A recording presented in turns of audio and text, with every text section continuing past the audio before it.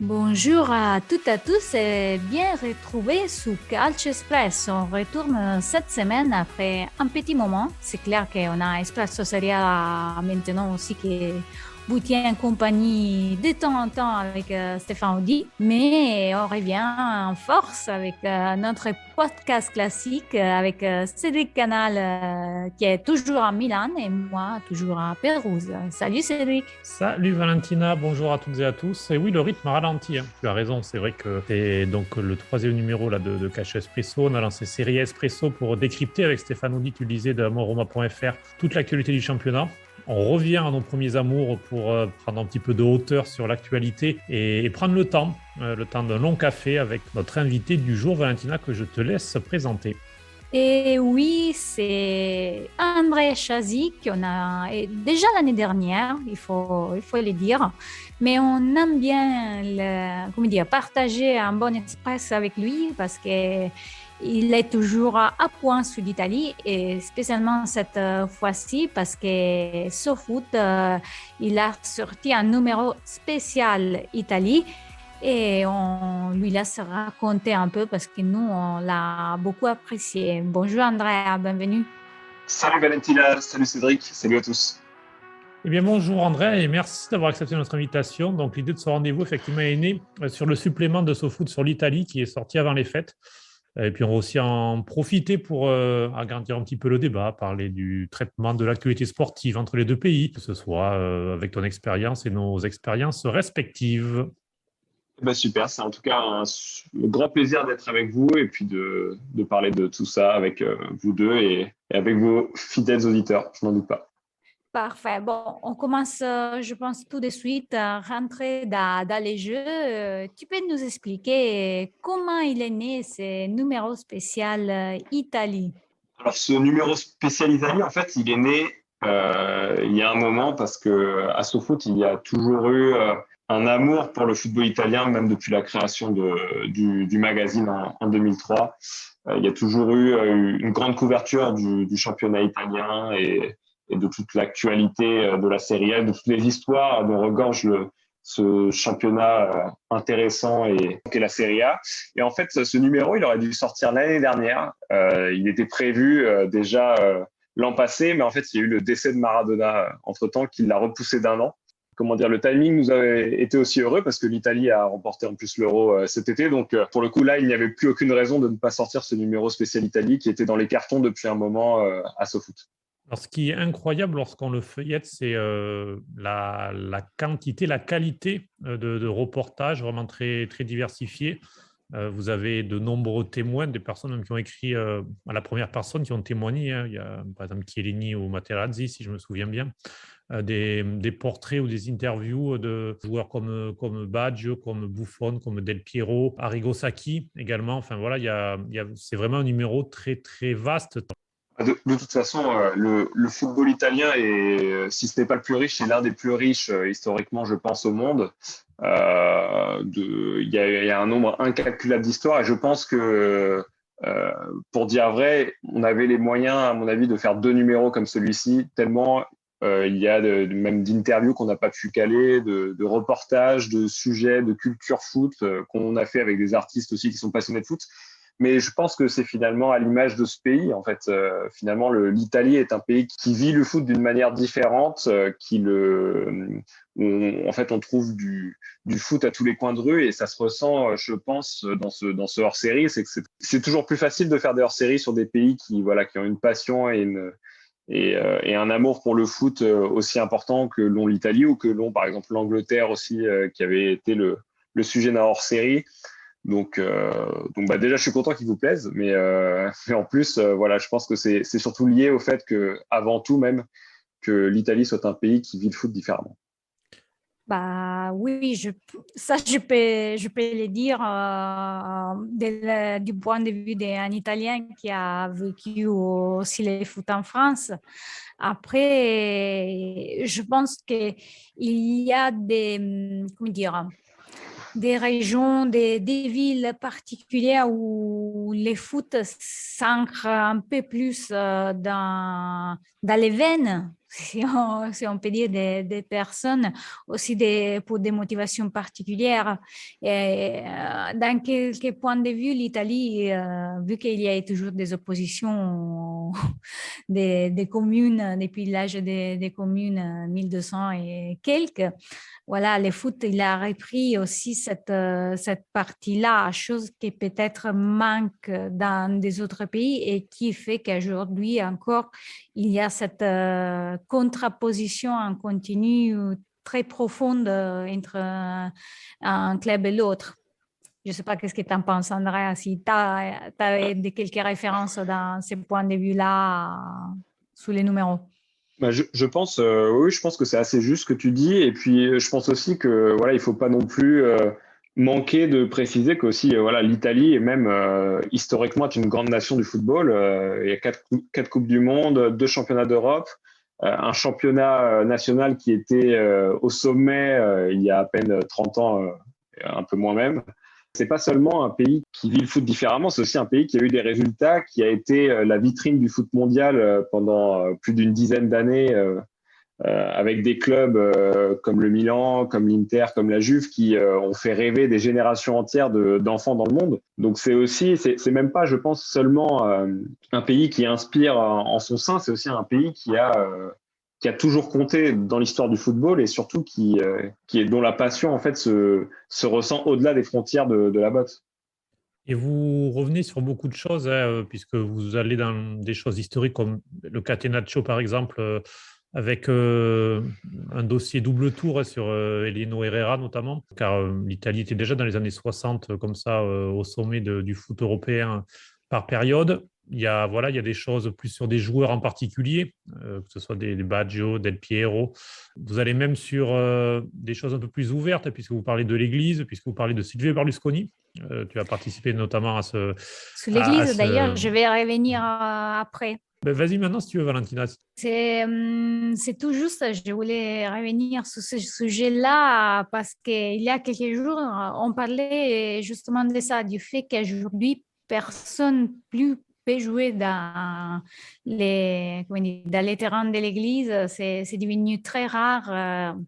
Et c'est quelque chose qui a levé un peu de fantaisie au foot moderne. Dans le sens, les gamins qui grandissent aujourd'hui, ils sont beaucoup plus encadrés depuis le début. Donc, finalement, il manque la fantaisie qui était toujours un point de distinction du foot italien.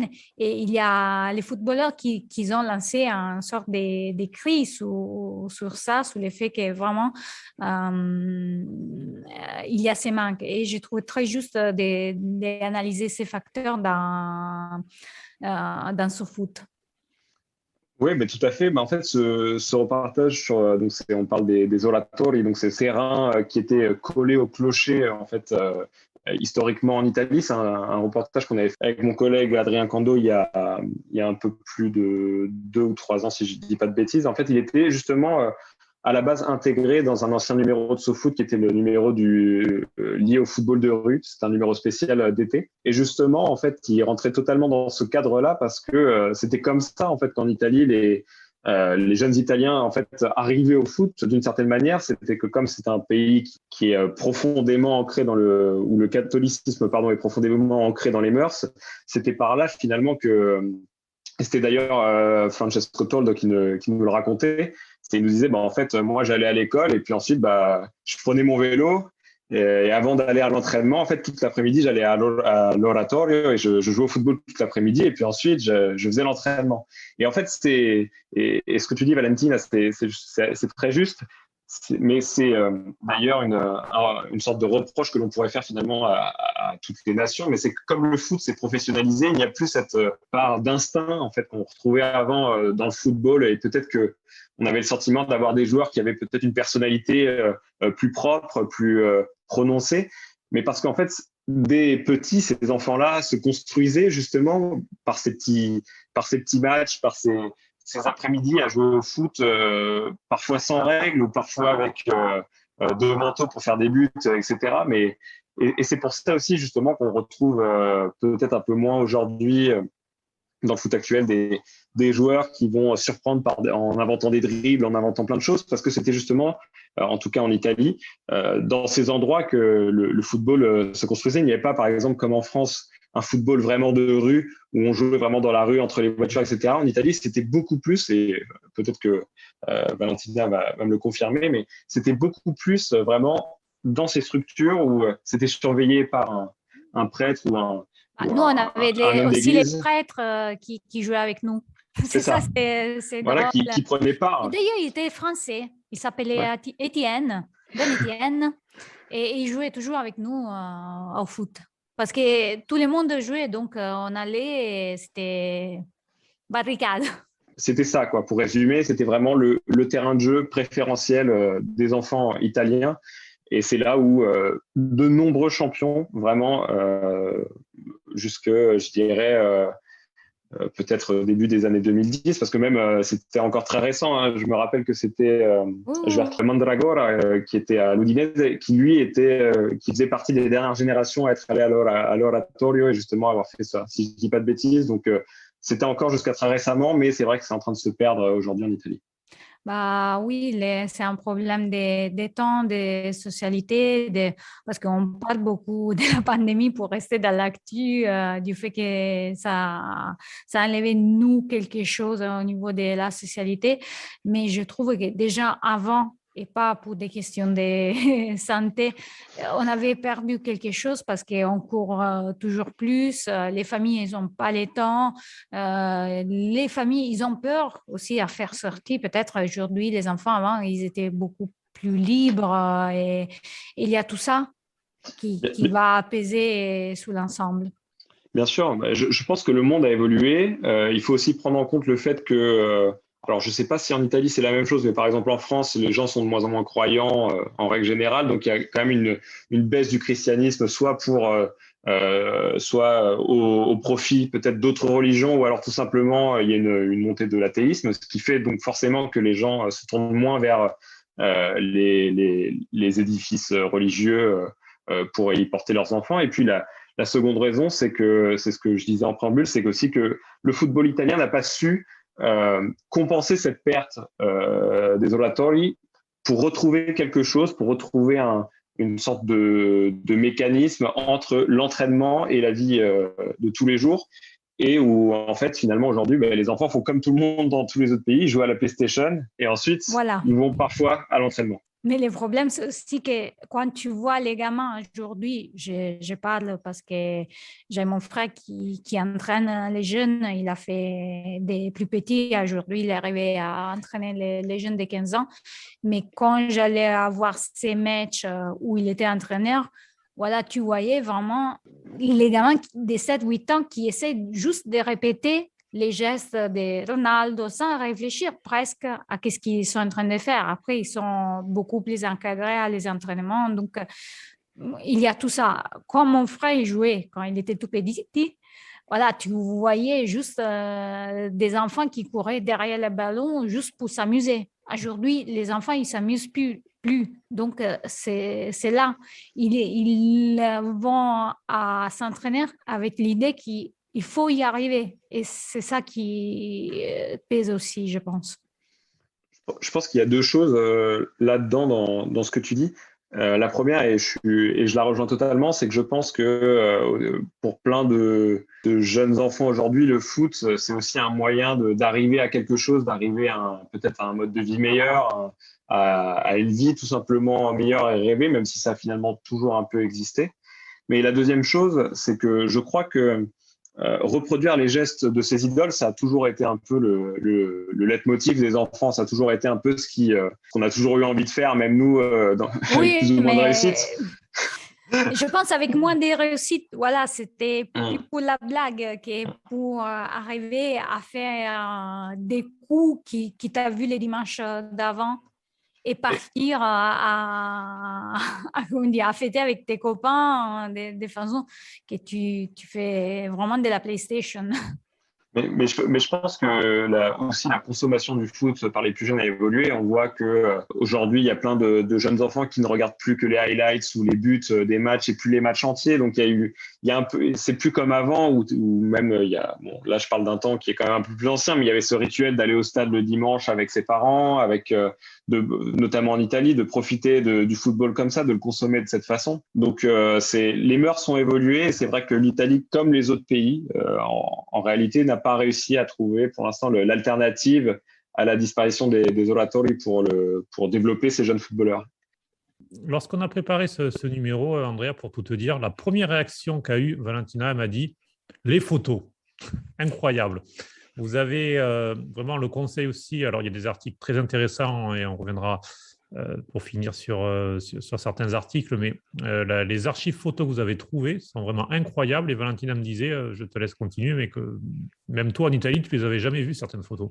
Oui, je pense que c'est des photos. En tout cas, ça ne m'est pas arrivé de les voir. Donc, je ne sais pas si c'est un manque à moi, mais normalement, je consomme assez de presse. Donc, c'est vraiment de l'autre niveau, surtout parce que ça reprend un peu tout.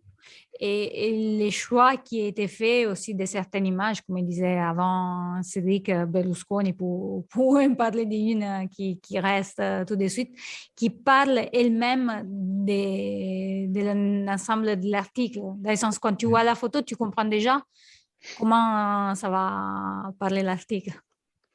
Pour le coup, c'est vrai que moi, ça fait pas longtemps finalement que je suis à SoFoot, ça fait que 5 ans, mais c'est vrai que ce que j'ai remarqué, c'est qu'il y a une forte attention qui est portée à l'iconographie dans les magazines et notamment dans les hors-séries parce que l'objectif, c'est d'en faire une sorte d'objet à conserver pour plus tard. Et donc, c'est vrai que c'est bien d'avoir des articles de qualité, c'est même très important, mais d'avoir une iconographie à la hauteur, et la preuve, vous m'en parlez aujourd'hui, mais c'est aussi un plus, quoi, parce que c'est vrai que quand on se pose avec un magazine, et je parle même pas forcément que SoFoot, mais c'est vrai qu'on aime bien aussi le feuilleter, même parfois avant de commencer à lire, de regarder un peu la maquette, comment c'est construit, ce qu'on va y trouver. Et c'est vrai que je trouve que de trouver une sorte de petit trésor un peu comme ça à chaque page avec des photos pas inédites, mais c'est vrai, qui sont peu apparues ou alors qui mettent les protagonistes parfois dans des situations dans lesquelles on ne les imagine pas forcément. Je comprends que ce soit aussi pour les lectrices et les lecteurs un petit plaisir en plus, quoi, donc c'est sympa. Dès l'édito, la photo de Travolta et Totti, par exemple, voilà, on entre directement dans le numéro. Les premières photos, c'est une photo improbable, comme ça, de les voir avec les habits échangés l'un de l'autre, c'est quelque chose de. Voilà, c'est un exemple.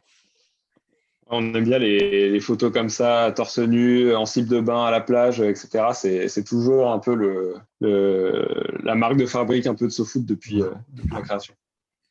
Alors, si parmi tous ces articles, tu devais en conseiller un, si voilà, quelqu'un qui ne l'a pas encore lu, bon, je pense que tout le monde l'a lu, ce supplément, mais si quelqu'un ne l'a pas encore lu, il le prend entre ses mains ce soir, demain, s'il faut commencer par un article, lequel, selon toi?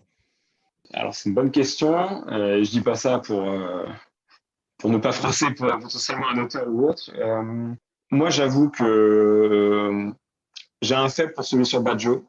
Tout simplement parce qu'en plus, historiquement, il faut savoir que l'interview de Baggio à SoFoot, c'est quelque chose, je dirais pas que c'est une sorte de légende qui se transmet un peu de génération en génération, mais il faut savoir que les deux journalistes qui ont interviewé Baggio, ils ont galéré comme jamais pour l'avoir, parce que c'est quelqu'un qui ne parle pas beaucoup, qui est même assez rare dans les médias. Et pour l'anecdote, ils avaient pris un billet d'avion pour l'Italie où en fait pour aller le voir, mais en fait c'est tout simplement parce que Baggio s'apprêtait à embarquer pour je ne sais plus quelle destination. Ils avaient réussi à le coincer dans un salon de l'aéroport pour l'interviewer quelques dizaines de minutes. C'est énorme. Donc ils avaient pris un billet d'avion juste pour aller dans un salon d'aéroport pour l'interviewer. Et au-delà de l'anecdote, c'est un papier qui est brillamment écrit, qui est brillamment documenté par deux journalistes historiques de SoFoot qui sont excellents. Et en plus de celui-là, je vais en rajouter un autre parce que moi, je l'ai découvert en fait en lisant leur série. C'est le portrait de Chinaglia, qui est un joueur à qui on ne pense pas forcément, mais qui a quand même marqué le foot italien de son empreinte et de son passage. Et on apprend beaucoup de choses sur sa vie qui étaient enfin moi je la connaissais très mal et qui était assez mouvementée et avec un sacré tempérament. Donc voilà, si je dois en citer deux, ce serait peut-être ceux-là, mais vraiment je trouve que la richesse du numéro vaut le détour pour tout se faire d'un coup. Tout à fait. Non, non, c'est vrai. Prochaine interview avec Badjo dans un retire bouddhiste, peut-être. Oui, peut-être. Je ne sais pas s'il y aura d'autres. Maintenant, en plus qu'il a fait Netflix, je ne sais pas si ce sera possible de le revoir. Ouais. En tout cas, on l'espère. Eh bien, en tout cas, oui, on ne peut que vous conseiller effectivement de tout lire, puisque c'est vraiment un numéro très, très riche. Vous retrouverez des idoles ou de votre enfance ou actuelles, ou en tout cas récentes, puisque ça va, Andrea le disait, de Baggio, mais vous pouvez retrouver du Del Piero, du Buffon, vous pouvez aller dans les années plus anciennes avec du Gianni Rivera ou Arrigo Sacchi. Donc, c'est vraiment un numéro très, très ample, et ça va jusqu'à Fabrice Drouel qui termine ce numéro d'ailleurs, avec une interview aussi très intéressante. Donc voilà, vraiment un numéro à ne pas manquer. On ne peut que vous le conseiller, et bien sûr à retrouver dans tous les kiosques physiques et de plus en plus les kiosques aussi numériques. Vous pouvez vous abonner à SoFoot pour le retrouver. Je ne sais pas si Andrea veut conclure avec un mot, sinon on passe au thème suivant. Non, peut-être pour conclure, ouais. Déjà, merci pour toutes ces précisions. Et puis, je tiens juste à préciser parce qu'on me pose souvent la question. C'est un numéro qui est fait effectivement d'articles qui ont déjà été publiés dans d'anciens numéros et qui ont été parfois remodelés, mais aussi d'inédits. Et l'exemple, par exemple, de Fabrice Drouel en est une, il y en a d'autres. Donc voilà, ce n'est pas qu'un numéro de repasse, comme on dit, c'est un numéro qui mélange les deux. Voilà. Très bien. Et je pense qu'on peut élargir la discussion, Cédric. Je ne sais pas si tu veux continuer avec une question qui t'était en cœur. Effectivement, puisqu'en fait, souvent on nous demande comment est traitée l'actualité, notamment sur le foot en Italie, si les journalistes sont supporters, par exemple. C'est des questions qu'on entend assez régulièrement. Donc, je souhaitais profiter du fait d'avoir Andrea, qui est journaliste français, mais qui connaît bien l'Italie, de t'avoir toi, Valentina, qui est journaliste italienne, qui a passé près de 10 ans à Paris à travailler, un petit peu pour vous poser la question. Et commencer par toi, Valentina, justement. Et donc, tu as pu te confronter, toi, en tant qu'Italienne qui a grandi humainement et professionnellement comme en Italie, et qui donc t'es retrouvée confrontée au journalisme français, un petit peu les différences entre les deux pays, et ce que toi, tu as aimé, peut-être moins aimé dans cette confrontation. Je pense que d'un certain point de vue, les choses ils commencent à se rassembler un peu trop et pas dans les bons sens, dans les sens, pardonnez les jeux de mots. Les journalismes en Italie, il a différents problèmes. Et c'est clair, quand je suis allée en France, ce que j'ai vu, c'était une façon un peu plus, à moi, à l'impression professionnelle encore de gérer la profession en soi-même et donc aussi le travail. Parce que il y a, je dois faire une petite partie d'explication parce que sinon on ne comprend pas les restes. En Italie, comme moi, il y a des journalistes comme moi. Je suis journaliste professionnelle. J'ai fait mes 5 ans d'université, après 2 ans d'école, après un examen. Et donc, j'ai ma carte de presse qui dure normalement toujours, sauf si après 5 ans, je ne travaille plus et donc je décide de quitter l'ordre des journalistes. Après, à côté de ça, il y a aussi une autre catégorie qui s'appelait pubblicisti, qui normalement, c'était une catégorie née pour des autres professions comme, je ne sais pas, un avocat, un docteur qui devait écrire ou gérer des journaux. Donc, à partir de là, le problème, c'est qu'être professionniste, c'est beaucoup plus difficile qu'être publiciste parce que c'est deux parcours complètement différents. Et donc, beaucoup de monde, il a pris la deuxième carte Et ça a créé des problèmes de structure vraiment dans les journalismes italiens qui aujourd'hui font que malheureusement la qualité a baissé énormément parce qu'il y avait aussi des différences des prix, plein de choses qui a fait qu'il a créé comme une sorte de bombe depuis l'intérieur. Et donc, malheureusement, aujourd'hui, on cherche aussi des gens qui n'ont pas aucune formation et on laisse travailler. Et donc, voilà, on a eu des problèmes. Et à partir de ça, quand je suis allée en France, j'ai trouvé d'un côté aussi plus juste la façon de gérer les journalismes. Dans le sens, tu travailles, tu as la carte de presse et après, selon qu'est-ce que tu travailles, tu l'as ou tu l'as pas.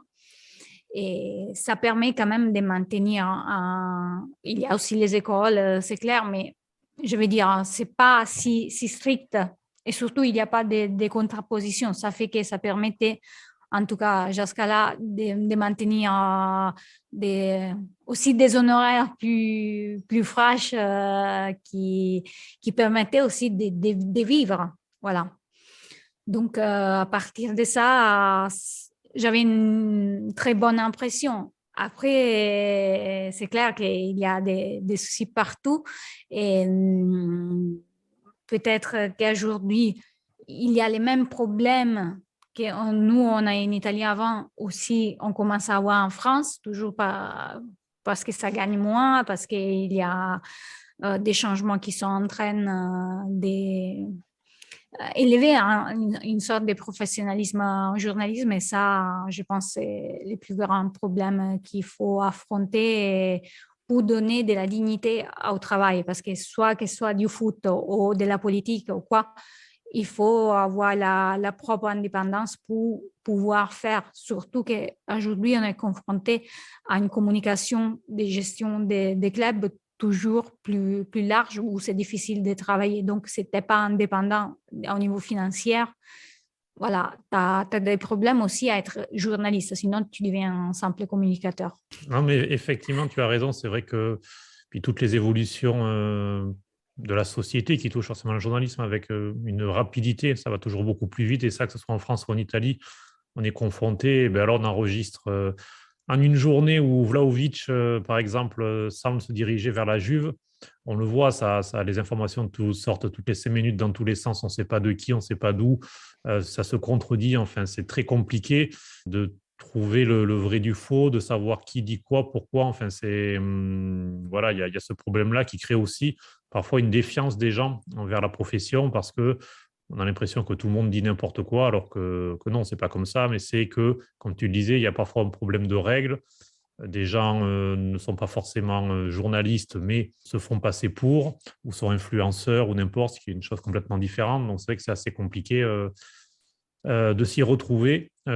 Andrea, peut-être pour rebondir sur ce que disait Valentina et sur ton expérience, toi qui travailles en France à SoFoot, qui est un média, il faut quand même le noter aussi, qui justement n'est pas là-dedans dans cette course effrénée.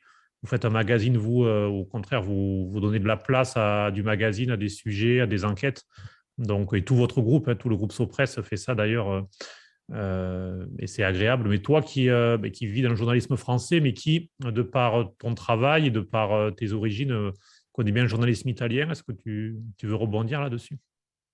Oui, tout à fait. Ben, c'est vrai que déjà pour rebondir sur la question initiale, je pense qu'il y a une forme de distance, je trouve, en France par rapport euh, aux journalistes supporters. C'est-à-dire que on arrive tous dans le foot, je pense, du moins enfants ou adolescents supportant une équipe. Enfin, ou du moins, c'est très très rare, je pense, qu'il y ait des journalistes qui arrivent, entre guillemets, nus de tout supporterisme avant leur entrée dans la profession. Mais c'est vrai que très rapidement, en fait, il faut intégrer le fait de ne rien montrer, de ne pas montrer quelle équipe on supporte, quelle équipe on préfère, etc. Parce que rapidement, on peut être taxé de favoritisme, etc. Et je trouve que c'est quelque chose, alors peut-être que Valentina va me contredire, mais qui est un peu moins le cas en Italie, où en fait, on sait à peu près qui supporte quelle équipe quasiment d'emblée, hormis dans certains médias peut-être un peu plus modérés, mais dans le foot en tout cas, on sait à peu près, il y a une sorte de plus grande franchise, Ouais. je trouve.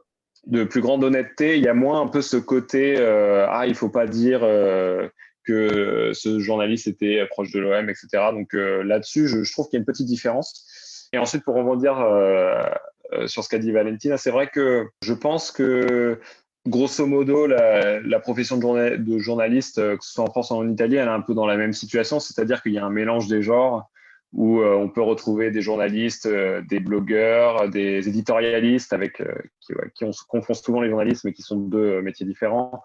Il y a aussi des communicants, des organes liés à la communication et l'apparition des réseaux sociaux a aussi facilité ça. On voit que tout le monde peut avoir des infos peut-être encore plus qu'avant, qu'elles soient crédibles ou non d'ailleurs, mais en tout cas, tout le monde a quelque chose à dire. Parfois, il faut savoir que, notamment en période de transfert, même si une information au final ne s'avère pas être vraie, il se peut que pendant un temps, elle soit vraie. Et c'est pour ça que la période de transfert est assez compliquée à traiter journalistiquement. C'est que d'un côté, il y a un public qui est en demande d'informations, qui attend la moindre info pour savoir si le joueur de son équipe favorite va signer quelque part ou alors à l'inverse, si un cadre va signer dans son club.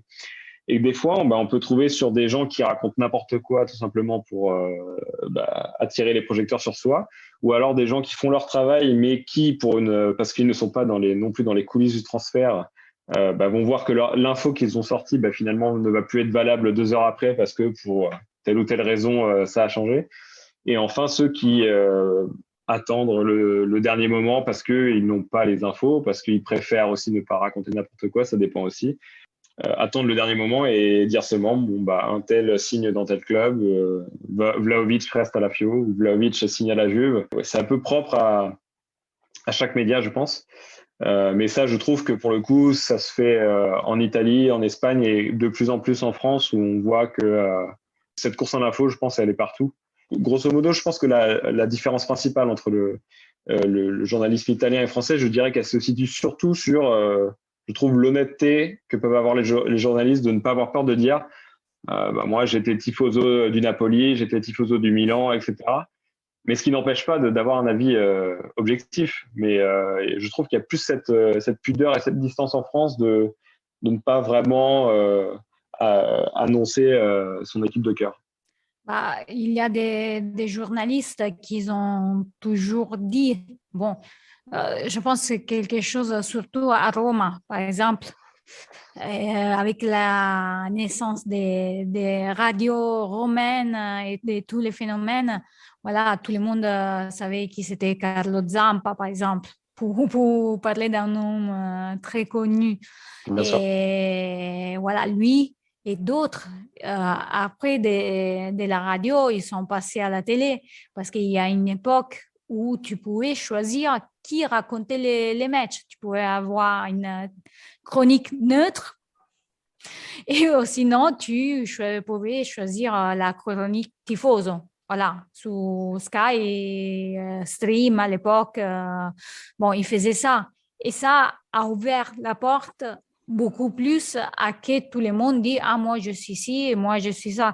Moi je n'ai pas de problème à dire que je suis supportrice de Naples, mais quand mon équipe joue mal, je ne sais pas pourquoi je devrais dire non, c'est la faute de l'arbitre. Je veux dire, c'est de la personne normale, pas parce que je suis journaliste. Si mon équipe joue mal, moi je dis qu'elle joue mal. Il joue bien, il y a une faute de l'arbitre, on peut les souligner sans forcément être d'un côté ou de l'autre. Et après, il y a toujours aussi une autre équipe sur le terrain. Donc, il faut avoir de l'équilibre que c'est nécessaire au-delà d'être journaliste ou pas. C'est une chose, moi, qui m'avait marqué lors de mes premiers matchs en Italie en tribune de presse. Par contre, c'est vrai qu'on voit beaucoup plus les journalistes italiens fêter un but. Ça, c'est quelque chose, moi qui m'avait surpris les premières fois, voir un journaliste bondir de joie pour un but d'une équipe, ça m'avait un peu... Voilà, c'est parce qu'effectivement... Ni mal à l'aise. Oui, c'est vrai, parce qu'en France, pour le coup, c'est beaucoup plus... même les médias locaux, régionaux, qui suivent une équipe toute la saison, et donc forcément sont plus proches de l'équipe, puisque... quand on fait les 38 matchs de l'équipe, qu'on est à tous les entraînements, ça crée forcément un lien plus strict. Mais bon, voilà, en France, c'est vrai que c'est rare de voir des scènes comme ça. Donc, ça fait partie des petites choses qui marquent. Mais bon, après, ça peut ne pas empêcher, bien sûr, de faire son travail de façon objective et réaliste, que ce soit pour commenter un match ou faire un compte rendu. Après, ça n'empêche pas.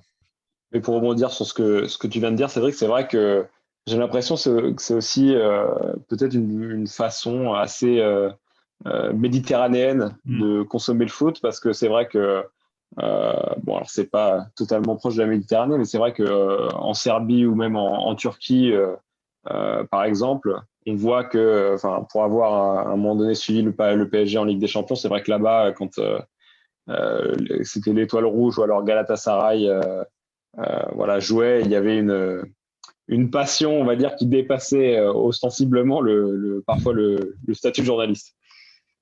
Bah, aussi en Espagne aussi, je veux dire, des fois, au moins à Madrid, j'ai vu des gens exulter au but.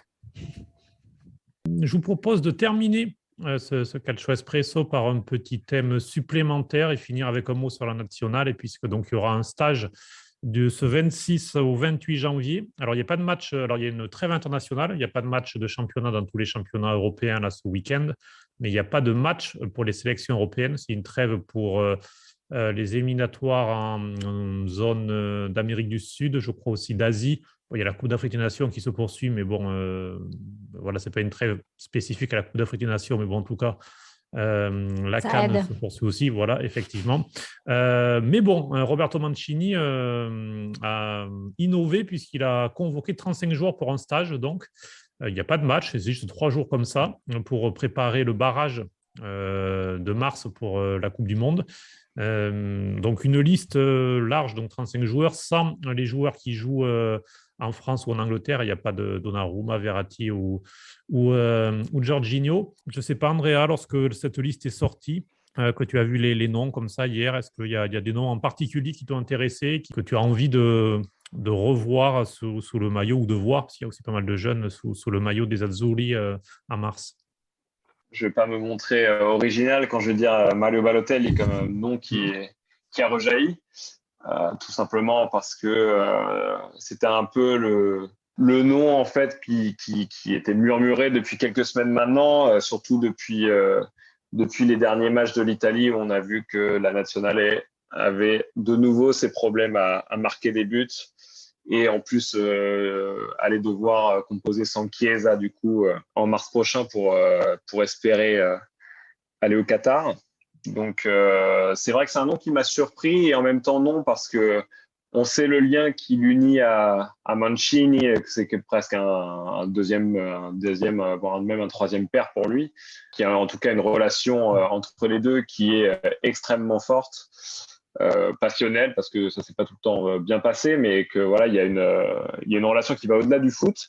Mais c'est vrai que ça m'a quand même surpris parce que même si l'équipe de Balotelli en Turquie à Adana est assez bien classée, j'ai pas la sensation, alors peut-être que là je m'avance peut-être un peu sur un terrain que je ne connais pas, mais que Balotelli fasse des matchs entiers. J'ai plus l'impression qu'il a tendance à rentrer sur une demi-heure ou sur 40 minutes. Donc je ne sais pas vraiment s'il le prendra justement pour tenter un coup comme ça, peut-être avec la nationale, et de le faire rentrer sur 20 minutes, où on sait que Balotelli peut être un joueur différent, capable de coups d'éclat dont lui seul a le secret. Après, un autre nom, moi, qui me fait plaisir, même si ça, c'était déjà un joueur qu'on avait entrevu par le passé, c'est Scamacca, qui est pour moi Je l'ai offert de calcio. qui est pour moi l'attaquant qui, en l'état, en fait, par rapport à ce qu'il monte à Sassuolo avec Raspadori notamment, qui a les capacités en fait pour incarner cet attaquant qui, peut-être que ce sera encore un peu juste au mois de mars pour qu'on attende de lui qu'il soit un joueur de niveau international, mais du moins qu'il puisse apporter un profil, je trouve, qui manque à cette équipe d'Italie, c'est-à-dire un joueur de taille mais qui a une capacité technique quand même assez développée et surtout un sens du but remarquable. Donc c'est un peu paradoxal parce qu'on se retrouve avec une équipe d'Italie qui est championne d'Europe, mais qui 7 mois plus tard se retrouve avec des doutes assez conséquents de savoir qui va pouvoir marquer des buts dans cette équipe, qui va réussir à emmener cette nationale et à passer déjà la Macédoine du Nord, parce que il faut pas se tromper, ce ne sera pas une rencontre facile. Et ensuite, potentiellement, la Turquie ou le Portugal, donc, qui sont deux nations assez confirmées au niveau mondial. Donc, il va falloir que Mancini voilà, donne de la confiance, je trouve, aux leaders qui se sont révélés durant cet Euro. Je pense à Donnarumma, à Barella, à Verratti aussi, qui, avant l'Euro, quand même, on se posait des questions de savoir, c'était sa première vraiment vraie grande compétition où il a été un acteur majeur. Jorginho, pareil. Donc voilà, il y a des leaders dans cette équipe, sur le plan défensif, au milieu de terrain, dans les buts, ça, il n'y a pas de souci. Par contre, voilà, devant, il y a toujours cette interrogation, notamment sans Chiesa. Donc voilà, je pense que la plupart des nouveaux noms dans cette liste des jeunes ne seront pas dans la liste en mars. Voilà, il ne faut pas se le cacher, même si on aimerait tous voir. Effectivement, il a pris pas mal de jeunes, que ce soit Carnesecchi, le gardien, il y a Scalvini en défense, il y a Ricci qui fait une très bonne saison à l'Empoli au milieu de terrain, il y a Fagioli, il y a de mémoire, il y a Fratesi qui à Sassuolo est très très bon aussi. Donc oui, c'est vrai, effectivement, il a pris ces jeunes-là en plus de Scamacca ou Raspadori qui étaient déjà à l'Euro, mais qui eux peut-être par contre ces deux derniers on les verra, mais en plus de Balotelli et des Brésiliens, on n'en a pas parlé, puisqu'il a aussi convoqué Luis Felipe, le défenseur de la Lazio, et João Pedro, l'attaquant de Cagliari, dans cette liste-là, puisqu'ils ont la nationalité italienne, comme Toloi d'ailleurs, qui avait fait l'Euro et qui est dans cette liste. Donc il a vraiment ouvert très largement cette liste, Valentina. C'est bizarre, dans le sens, moi, je n'ai rien contre, mais c'est clair qu'il démontre la difficulté qu'on traverse en ce moment. Parce que, je veux dire, l'histoire de João Pedro, c'est presque marrant.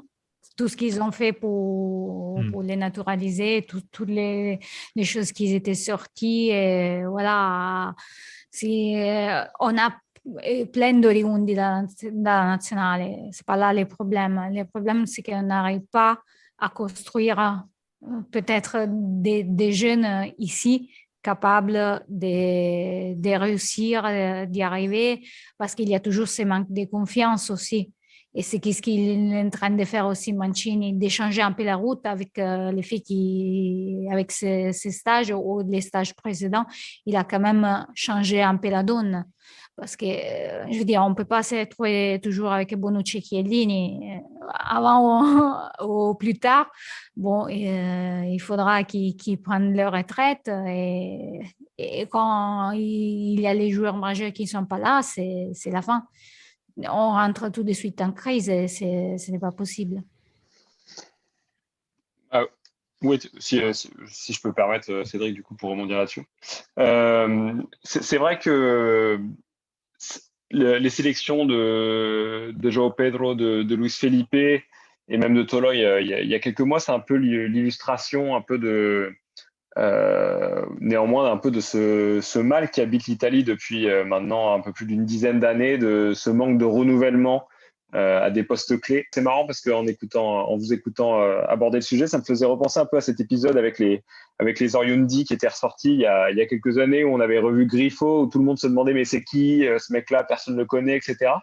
Et là, du coup, on se rend compte qu'en fait, dans le processus de trouver des joueurs, on va encore plus loin en naturalisant directement des joueurs qui ce sont des bons joueurs, mais ce ne sont pas non plus des cadors. João Pedro, c'est une valeur sûre de la Serie A, mais il joue encore à Cagliari, qui en plus se bat plus souvent pour le maintien ces dernières saisons que pour les places européennes.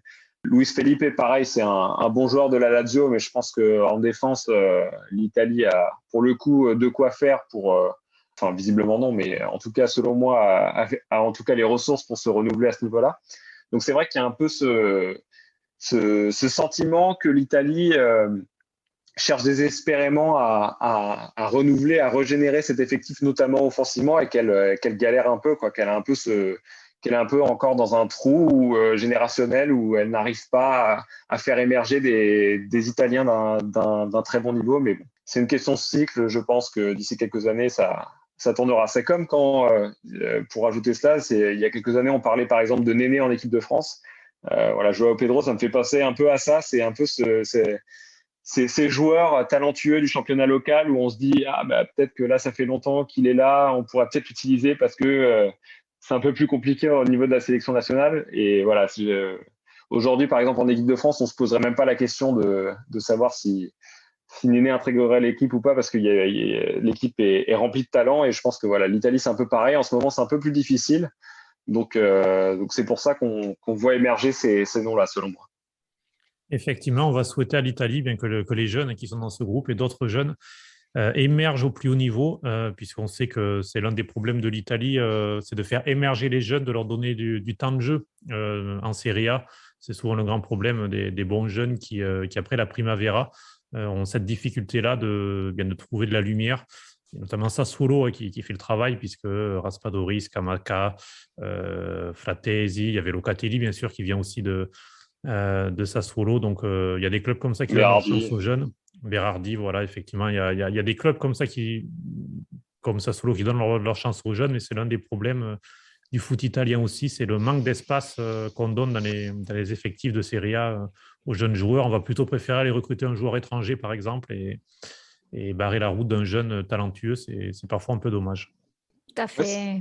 C'est ça, même si je pense que on en mesurera les fruits que peut-être dans 10 ans, mais on sent quand même cette dynamique de remettre un peu les jeunes au premier plan. Et Cédric le disait justement tout à l'heure, par exemple, un jeune comme Samuel Ricci, par exemple, à Empoli, qui a un futur qui s'annonce assez brillant devant lui. Je pense pareil de Fratesi, par exemple, à Sassuolo, qui est déjà convoité par les plus grands clubs italiens.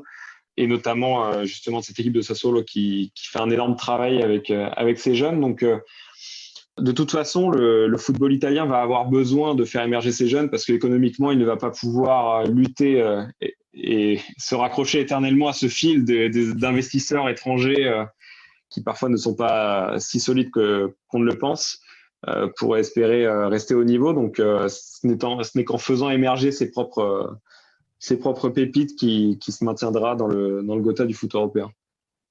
Et on va le souhaiter. Donc, on suivra les barrages et en espérant que donc l'Italie, bien sûr, il y a la Coupe du Monde, puisque la une de votre supplément, c'est tout simplement le beau logo de l'Italie avec les 4 étoiles. Donc, si on veut espérer que ce logo s'améliore avec une 5e étoile, Valentina, il faut du coup déjà y aller au Qatar en novembre prochain. Oui, c'est pas, comment dire, la Coupe du Monde la plus, comment dire, impactante au niveau émotionnel, on peut dire comme ça, pour tous les changements qu'ils portent. Mais quand même, c'est passé d'une deuxième Coupe du Monde, ça serait un peu mortel pour la nationale, et surtout après cette victoire à l'Euro. Donc, je pense qu'il faut y aller. Après, si c'est la Balotelli qui nous amène, on sera tous contents. Si c'est un autre, si c'est la Scamacca, moi, je serai encore plus contente vu sa position en Fantacalcio. Mais voilà, il y a qu'à attendre et voir aussi qu'est-ce que ça va donner ces stages, s'il donnera des réponses à Mancini ou pas.